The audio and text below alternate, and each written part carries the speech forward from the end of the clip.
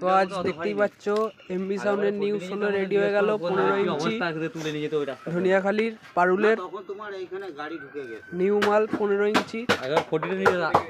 নিয়েছিলাম গাড়ি তখন এখানে কাজ হচ্ছে 15 ইঞ্চি দেখতেই পাচ্ছ। এই যে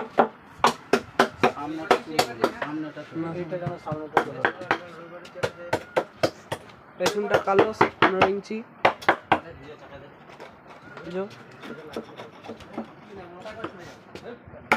এদিকেও কাজ হচ্ছে।